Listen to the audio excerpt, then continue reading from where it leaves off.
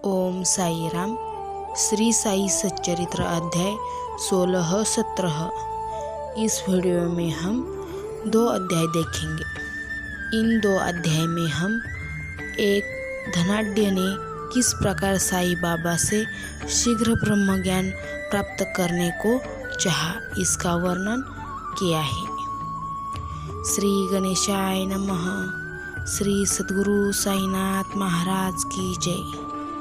ब्रह्मज्ञान की प्राप्ति की इच्छा से आए हुए एक धनाढ्य व्यक्ति को श्री साई बाबा ने किस प्रकार उपदेश किया, उसे अब श्रवण करेंगे। एक धनी व्यक्ति, दुर्भाग्य से मूल ग्रंथ में उसका नाम और परिचय नहीं दिया गया है, अपने जीवन में सब प्रकार से संपन्न था। उसके पास अतुल संपत्ति, घोड़े, भूमि और अनेक दास दासियाँ थी। जब बाबा की कीर्ति उसके कानों तक पहुंची तो उसने अपने एक मित्र से कहा कि मेरे लिए अब किसी वस्तु की अभिलाषा शेष नहीं रही, इसलिए अब शिरडी जाकर बाबा से ब्रह्मज्ञान प्राप्त करना चाहेंगे, और यदि किसी प्रकार उसकी प्राप्ति हो गई तो फिर मुझसे अधिक सुखी और कौन हो सकता है। उनके मित्र ने उन्हें समझाया कि ब्रह्म ज्ञान की प्राप्ति सहज नहीं है, विशेषकर तुम जैसे मोहग्रस्त को, जो सदैव संतान और द्रव्योपार्जन में फंसा रहता है। दूसरी, ब्रह्म ज्ञान की आकांक्षा में पूर्ति कौन करेगा, जो भूलकर भी कभी एक फूटी कौड़ी का दान भी नहीं देता। अपने मित्र के परामर्श की उपेक्षा कर वे आने जाने के लिए एक तांगा लेकर शिरडी आए और सीधे मस्जिद पहुँचे।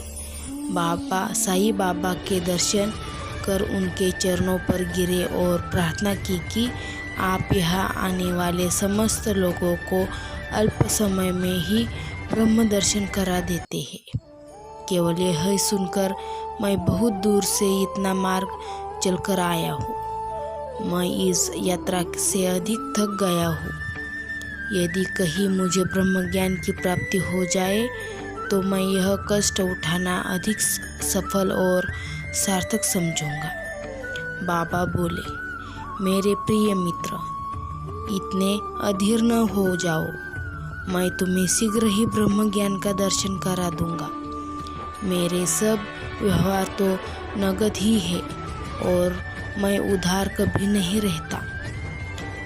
इसी कारण अनेक लोग धन, स्वास्थ्य, शक्ति, मान, पद, आरोग्य तथा अन्य पदार्थों की इच्छापूर्ति के हेतु मेरे समीप आते हैं। ऐसा तो कोई बिरला ही आता है जो ब्रह्म ज्ञान का पिपासु हो। भौतिक पदार्थों की अभिलाषा से यहाँ आने वाले लोगों का कोई अभाव नहीं, परंतु आध्यात्मिक जिज्ञासुओं का आगमन बहुत ही दुर्लभ है। मैं सोचता हूँ कि यह क्षण मेरे लिए बहुत ही धन्य तथा शुभ है, जब आप जैसे महानुभाव यहाँ पधार कर मुझे ब्रह्म ज्ञान देने के लिए जोर दे रहे हैं। मैं सहर्ष आपको ब्रह्म ज्ञान करा दूंगा। यह कहकर बाबा ने उन्हें ब्रह्म दर्शन कराने के हेतु अपने पास बिठा लिया और इधर उधर की चर्चाओं में लग दिया, जिससे कुछ समय के लिए वे अपना प्रश्न भूल गए। उन्होंने एक बालक को बुलाकर नंदू मारवाड़ी के यहाँ से 5 रुपये उधार लाने को भेजा। लड़के ने वापस आकर बताया कि नंदू का कोई पता नहीं है और उसके घर पर ताला पड़ा है। फिर बाबा ने उसे दूसरे व्यापारी के यहाँ भेजा। इस बार भी लड़का रुपए लाने में असफल ही रहा। इस प्रयोग को 2-3 बार दोहराने पर भी उसका परिणाम पूर्ववत ही निकला। हमें ज्ञात ही है कि बाबा स्वयं सगुण ब्रह्म के अवतार है। यह प्रश्न हो सकता है कि इस 5 रुपये जैसे तुच्छ राशि की यथार्थ में उन्हें आवश्यकता ही क्या थी, और उस ऋण को प्राप्त करने के लिए इतना कठिन परिश्रम क्यों किया गया? उन्हें तो इसकी बिल्कुल आवश्यकता न ही थी। वे तो पूर्ण रीति से जानते होंगे कि नंदूजी घर पर नहीं है। यह नाटक तो उन्होंने केवल परीक्षार्थी ही रचा था। ब्रह्म जिज्ञासु महाशय जी के पास नोटों की अनेक गड्डियाँ थी, और यदि वे सचमुच ही ब्रह्म ज्ञान के आकांक्षी होते तो इतने समय तक शांत न बैठते। जब बाबा व्यग्रतापूर्वक 5 रुपये उधार लाने के लिए बालक को यहाँ वहाँ दौड़ रहे थे, तो वे दर्शक बने ही न बैठे रहते। वे जानते थे कि बाबा अपने वचन पूर्ण कर ऋण अवश्य चुकाएंगे। यद्यपि बाबा द्वारा इच्छित राशि बहुत ही अल्प थी, फिर भी वह स्वयं संकल्प करने में असमर्थ ही रहा और 5 रुपये उधार देने तक का साहस न कर सका। पाठक थोड़ा विचार करे कि ऐसा व्यक्ति बाबा से ब्रह्म ज्ञान, जो विश्व की अति श्रेष्ठ वस्तु है, उसकी प्राप्ति के लिए आया है। यदि बाबा से सचमुच प्रेम करने वाला अन्य कोई व्यक्ति होता तो वह केवल दर्शक न बनकर तुरंत ही 5 रुपये दे देता। परंतु इन महाशय की दशा तो बिल्कुल ही विपरीत थी। उन्होंने न रुपए दिए और न शांत ही बैठे, वरन वापस जल्द लौटने की तैयारी करने लगे और अधीर होकर बाबा से बोले कि अरे बाबा, कृपया मुझे शीघ्र ब्रह्म ज्ञान दो। बाबा ने उत्तर दिया कि मेरे प्यारे मित्र, क्या इस नाटक से तुम्हारी समझ में कुछ नहीं आया? मैं तुम्हें ब्रह्म दर्शन कराने का ही तो प्रयत्न कर रहा था। संक्षेप में तात्पर्य यह हो कि ब्रह्म का दर्शन करने के लिए 5 वस्तुओं का त्याग करना पड़ता है। 5 प्राण, 5 इंद्रियां, मन, बुद्धि तथा अहंकार। यह हुआ ब्रह्म ज्ञान। आत्मानुभूति का मार्ग भी उसी प्रकार है, जिस प्रकार तलवार की धार पर चलना। श्री साईं बाबा ने फिर उस विषय पर विस्तृत दिया, जिसका सारांश यह है: ब्रह्म ज्ञान या आत्मानुभूति की योग्यता है। सामान्य मनुष्यों को प्रायतः अपने जीवन काल के ब्रह्म के दर्पण नहीं होते। उसकी प्राप्ति के लिए कुछ योग्यताओं का भी होना नितांत आवश्यक है।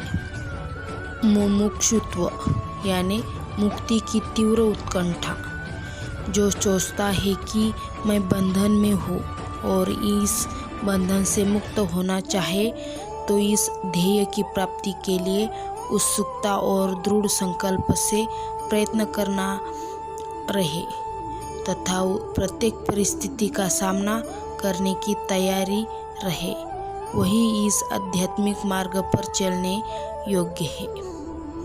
विरक्ति, लोक परलोक के समस्त पदार्थों से उदासीनता का भाव, यही वस्तुएं, लाभ और प्रतिष्ठा जो कि कर्मजन्य है, जब तक इनसे उदासीनता उत्पन्न न होगी तब तक उसे आध्यात्मिक जगत में प्रवेश करने का कोई अधिकार नहीं। अंतर्मुखता, ईश्वर ने हमारी इंद्रियों की रचना ऐसी की है कि उनकी स्वाभाविक वृत्ति सदैव बाहर की ओर आकृष्ट रहती है। हमें सदैव बाहर का ही ध्यान रहता है, न कि अंतर का, जो आत्म दर्शन और दैविक जीवन को इच्छुक है। उन्हें अपनी दृष्टि अंतर्मुखी बनाकर अपने आप ही में ही होना चाहिए। पाप से शुद्धि, जब तक मनुष्य दुष्टता त्याग कर दुष्कर्म करना नहीं छोड़ता, तब तक न तो उसे पूर्ण शांति ही मिलती है और न ही मन स्थिर होता है। वह मात्र बुद्धि बल द्वारा ज्ञान लाभ कादिर नहीं हो सकता। उचित आचरण, जब तक मनुष्य सत्यवादी, त्यागी और अंतर्मुखी बनकर ब्रह्मचर्य व्रत का पालन करते हुए जीवन व्यतीत नहीं करता, तब तक उसे आत्मोपलब्धि संभव नहीं। सार वस्तु ग्रहण करना। दो प्रकार की वस्तुएं हैं, नित्य और अनित्य। पहली आध्यात्मिक वस्तुओं से संबंधित है तथा दूसरी सांसारिक विषयों से। मनुष्य को इन दोनों का सामना करना पड़ता है। उसे विवेक द्वारा किसी एक का चुनाव करना पड़ता है। विद्वान पुरुष अनित्य से नित्य को श्रेयस्कर मानते हैं, परंतु जो मूढ़मती है वे आसक्तियों के विषभूति होकर अनित्य को ही श्रेष्ठ जानकर उस पर आचरण करते हैं। मन और इंद्रियों का निग्रह। शरीर एक रथ है, आत्मा उसका स्वामी तथा बुद्धि सारथी है। मन लगाम है और इंद्रियां उसके घोड़े। इंद्रिय नियंत्रण ही उसका पथ है। जो अल्प बुद्धि है और जिनके मन चंचल है तथा जिनकी इंद्रियां सारथी के दुष्ट घोड़ों के समान है, वे अपने गंतव्य स्थान पर नहीं पहुँचते तथा मृत्यु जन्म के चक्र में घूमते रहते हैं। परंतु जो विवेकशील है, जिन्होंने अपने मन पर नियंत्रण में है, वे स्थान पर पहुँचते हैं, अर्थात उन्हें परम पद की प्राप्ति होती है और उनका पुनर्जन्म नहीं होता। जो व्यक्ति अपनी बुद्धि द्वारा मन को वश में कर लेता है, वह अंत में अपना लक्ष्य प्राप्त कर उस सर्वशक्तिमान भगवान विष्णु के लोक में पहुंच जाता है। मन की पवित्रता। जब तक मनुष्य निष्काम कर्म नहीं करता, तब तक उसे चित्त की शुद्धि एवं आत्मदर्शन संभव नहीं है। विशुद्ध मन में ही विवेक और वैराग्य उत्पन्न होते हैं, जिससे आत्मदर्शन के पथ में प्रगति हो जाती है। अहंकार शून्य हुए बिना तृष्णा से छुटकारा पाना संभव नहीं है। विषय वासना आत्मानुभूति के मार्ग में विशेष बाधक है। यह धारणा है कि मैं शरीर हूँ, एक भ्रम है। यदि तुम्हें अपने जीवन के ध्येय आत्म साक्षात्कार को प्राप्त करने की अभिलाषा है, तो इस धारणा तथा आसक्ति का सर्वथा त्याग कर दो। गुरु की आवश्यकता। आत्मज्ञान इतना गूढ़ और रहस्यमय है कि मात्र स्वप्रयत्न से उसकी प्राप्ति संभव नहीं। इस कारण आत्मानुभूति प्राप्त करनी है तो गुरु की सहायता परम आवश्यक है। अत्यंत कठिन परिश्रम और कष्टों के उपरांत भी दूसरे क्या दे सकते हैं, जो ऐसे गुरु की कृपा से सहज में ही प्राप्त हो सकता है। जिसने स्वयं उस मार्ग को अनुसरण कर अनुभव कर लिया हो, वही अपने शिष्य को भी सरलतापूर्वक पग पग आध्यात्मिक उन्नति करा सकता है।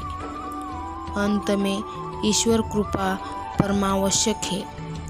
जब भगवान किसी पर कृपा करते हैं तो वे उसे विवेक और वैराग्य देकर इस भवसागर से पार कर देते हैं। यह आत्मानुभूति न तो नाना प्रकार की विद्याओं और बुद्धि द्वारा हो सकती है और न शिष्य को वेदाध्ययन द्वारा। इसके लिए जिस किसी को यह आत्मावरण करती है, उसी को प्राप्त होती है तथा उसी के सन्मुख वह अपना स्वरूप प्रकट करती है। कठोपनिषद में ऐसा ही वर्णन किया गया है। बाबा का उपदेश। जब यह उपदेश समाप्त हो गया तो बाबा उन महाशय से बोले कि अच्छा महाशय, आपकी जेब में 5 रुपए के 50 गुने रुपयों के रूप में ब्रह्म है, उसे कृपया बाहर निकालिए। उसने नोटों की गड्डी बाहर निकाली और गिनने पर सबको अत्यंत आश्चर्य हुआ कि वे 10-10 के 25 नोट थे। बाबा की यह सर्वज्ञता देखकर वे महाशय द्रवित हो गए और बाबा के चरणों पर गिरकर आशीर्वाद की प्रार्थना करने लगे। तब बाबा बोले कि अपना ब्रह्म की नोट यह बंडल लपेट लो। जब तक तुम्हारा लोभ और ईर्ष्या से पूर्ण छुटकारा नहीं हो जाता तब तक तुम ब्रह्म के सत्य स्वरूप को नहीं जान सकते। जिसका मन धन संतान और ऐश्वर्य में लगा है वह इन सब आसक्तियों को त्यागे बिना कैसे ब्रह्म को जानने की आशा कर सकता है। आसक्ति को भ्रम और धन की तृणा दुख का एक भंवर है जिसे अहंकार और ईर्ष्या रूपी मगरों को वास है। जो निरीच्छ होगा केवल वही यह भवसागर पार कर सकता है। तृष्णा और ब्रह्म के परस्पर संबंध इसी प्रकार के हैं। अंत वे परस्पर कट्टर शत्रु है। तुलसीदास जी कहते हैं, जहाँ राम तह काम नहीं, जहाँ काम नहीं राम। तुलसी कबहू होत नहीं, रवि रजनी एक ठाम। जहाँ लोभ है वहाँ ब्रह्म के चिंतन या ध्यान की गुंजाइश ही नहीं है। फिर लोभी पुरुष को वितरित और मोक्ष की प्राप्ति कैसे हो सकती है। लालची पुरुष को न तो शांति है और न संतोष है और न वह दृढ़ निश्चयी होते हैं। यदि कण मात्र भी लोभ मन में शेष रह जाए तो समझना चाहिए कि सब सावधानियां व्यर्थ हो गई है। एक उत्तम साधक यदि फल प्राप्ति की इच्छा या अपने कर्तव्यों का प्रतिफल पाने की भावना मुक्त नहीं है और यदि उनके प्रति उसमें अरुचि उत्पन्न हो जाती है, सब कुछ व्यर्थ ही होता है। वह आत्मानुभूति प्राप्त करने में सफल नहीं हो सकता। जो अहंकारी तथा सदैव विषय चिंतन में रत है उन पर गुरु के उपदेशों तथा शिक्षा का कोई प्रभाव नहीं पड़ता। अंतः मन की पवित्रता अत्यंत आवश्यक है क्योंकि उसके बिना आध्यात्मिक साधनाओं का कोई महत्व नहीं। इसलिए श्रेयस्कर यही है कि जिसे जो मार्ग बुद्धिगम्य हो वह उसे ही अपनाए। मेरा खजाना पूर्ण है और मैं प्रत्येक की इच्छानुसार उसकी पूर्ति कर सकता हूँ, परंतु मुझे पात्र की योग्यता अयोग्यता का भी ध्यान रखना पड़ता है। जो कुछ मैं कह रहा हूँ यदि तुम उसे एकाग्र होकर सुनोगे तो तुम्हें निश्चित ही लाभ होगा। इस मस्जिद में बैठकर मैं कभी असत्य भाषण नहीं करता। जब घर में किसी अतिथि को निमंत्रण दिया जाता है तो उसके साथ परिवार, अन्य मित्र और संबंधी आदि भी भोजन करने के लिए आमंत्रित किए जाते हैं। बाबा द्वारा धनी महाशय को दिए गए इस ज्ञान भोज में मस्जिद में उपस्थित सभी जन सम्मिलित थे। बाबा का आशीर्वाद प्राप्त कर सभी लोग धनी महाशय के साथ हर्ष और संतोषपूर्वक अपने अपने घरों को लौट गए।